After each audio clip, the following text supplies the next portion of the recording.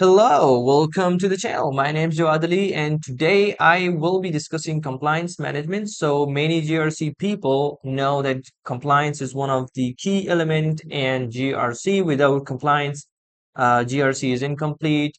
So some beginners find compliance very difficult, understanding the process, how it works, and this is the video for those people. I will start with the definition, then I will also discuss the purpose of compliance management and then the process of compliance management, how you can implement the process for yourself.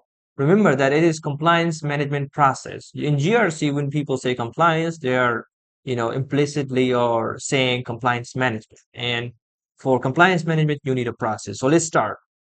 Compliance is, I'm just talking. Remember that compliance create is consisting of two words, compliance and management. So I'm starting with compliance. What is compliance? Compliance is the state of following rules. If you are following rules and laws, you are compliant.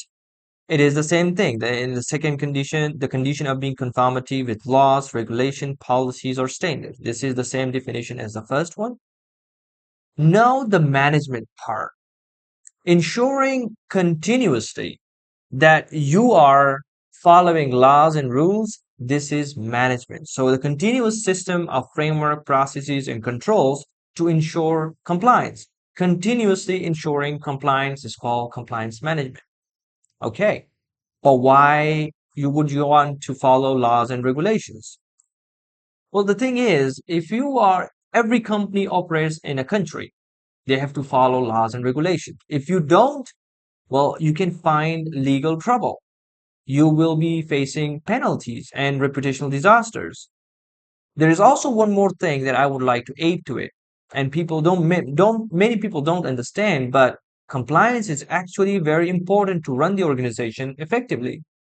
How? If you have an organization with 1,000 people, it is hard to manage them and tell them, do this and do that. So what you do is you create policies and people follow those policies. If, and you have compliance for that function. All right. So now let's move on to the compliance management process, how you can implement, design, implement, and maintain a compliance management process. So I'm using ISO 37301 2821 standard. ISO is an international body that create processes for different purposes, and they have also created a process for compliance management. So I'm, trying to explain that. So ISO 37001 have divided the compliance management process into four steps: plan, do, check, and act. In planning, you are setting the requirements that needs to be fulfilled. Requirements are identified based on obligations. So applicable laws, regulation, industry standards. If you are processing health data, then of course HIPAA would apply. If you are processing financial information, then PCI DSS. So this is an example of understanding the obligation. Context analysis. You want to understand where are you, the internal and external environment. So you have stakeholders, customers, compliance culture and compliance, different types of compliance risks. So understanding the context is also extremely important. The next is establish a governance policy, roles, tone at the top. So remember that the compliance management process cannot be applied if the leadership do not, provide you the resources and the commitment. So you need to understand that as well. And there is the risk-based planning. Some compliance may be more important than the other. So you assess the compliance risk, you define the compliance objectives, and determine the criteria. There are a whole set of compliance risks. So you plan based on what's really important. This is risk-based planning. Okay, then this is in the planning phase, you are identifying requirements. Once you identify the requirements, you have to fulfill and satisfy the requirements. And this is done in the do phase. You create policies to satisfy the requirements. You assign roles and responsibilities. You make sure that resources are given to the right people and that people are aware and they understand the policies. You also create a communication that who reports to who. You create the culture, because without culture, compliance cannot be effective. And you implement controls. So yeah, different, for example, you have EDRs, you have firewalls, all these different controls that you apply. This is so in the do phase, in short, in the do phase, you satisfy the requirements identified in the planning phase. Okay. Then we move on to the check phase.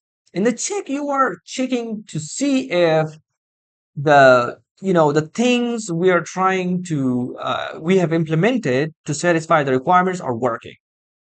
So you are monitoring and measuring, then you are auditing, then you are evaluating, whether or not things are working, and you document the whole thing. You document the whole process, so that people can see how it is done. If regulators, if board members ask for evidence, you have documentation, you can provide that. You also report the monitoring and auditing results to the stakeholders so they don't know where they are.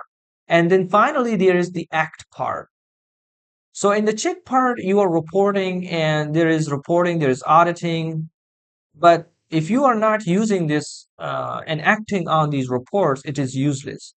It is important to use those reports to take actions, to manage issues, and to continually improve the compliance management. Compliance issues. So this is the ISO 301 process, but you can also be more simple. And this is a generic process I've created myself. So it involves identification, identify the requirements, identify the compliance rules and regulations that applies to your company. So maybe HIPAA, PCI DSS that applies here. Then you build policies, controls, and procedures to satisfy the requirements. And then you are monitoring whether or not the policies, procedures, and controls are able to satisfy the requirements. So this is monitoring part. You continuously do that. Then there is reporting and auditing. Audit is different from monitoring. You continuously monitor it, but audit is an independent assessment by other people who are not monitoring to see if the system is behaving as it is intended. And once you audit and you monitor, you have to report to the people. And this is reporting. So you are demonstrating that things are working nicely. And there is improvement, remediation. You fix the problems, you continuously improve because things change, the business changes, the customer changes. So you have to continuously improve. There are more regulations, and that are published. So you have to keep up with that. This is generic process. In my opinion, this ISO 37301 process is very intuitive. As you can see, that planning, do, check, act. The steps are very clear, so I recommend using it. If you are starting out, if you are just in compliance and you don't have an idea, you can use this process. But as always, there is no one size fits all solution. It all depends on your unique needs and requirements. This is it for the video. If you like the video, please like and subscribe. This is the beginning of the channel, so I really need support. Thank you very much. This is it for now.